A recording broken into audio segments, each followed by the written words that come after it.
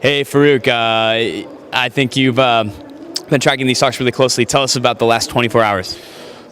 Okay, so for the past 24 hours, I haven't actually got the chance to leave the venue because there were like a lot of negotiations going on, a lot of things that are still pending, and it seems that we are still stuck for a very long night ahead of us.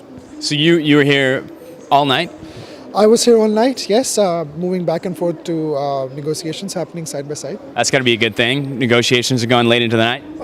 No, I don't think so. Actually, we are pretty messed up. What's the situation is going on because clearly there are a lot of technical issues that are left for the negotiators to work on, and until and unless those are not resolved, we can't move to more sort of political issues, which are really important and that are really important to be resolved to close the tracks and close the negotiations there.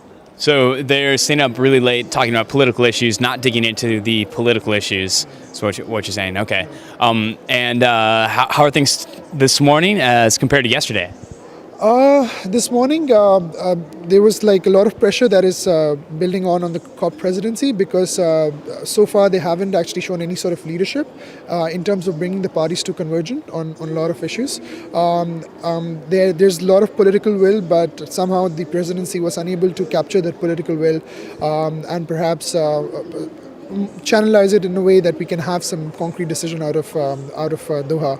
NGOs just had a press conference where they expressed their concerns about the process not moving forward, the COP presidency not showing enough leadership, and there's not enough clarity from the presidency side on how issues can be resolved. So we're seeing a lot of concern this morning that the talks aren't moving forward as fast as they have to be, and you're saying there isn't a sense of leadership from the COP president, from the government of Qatar, that things are not going to move forward. Do you mean just over the next few days, or you mean like longer term? Well, that's the fear that if nothing happens in these last couple of hours, chances are this process may collapse and perhaps we move to some other forums. I'm not sure what they can be, but then we might end up having even a worse outcome than what we had in Copenhagen, where we saw that parties just went out of the process and they came up with something else that was not accepted by all parties.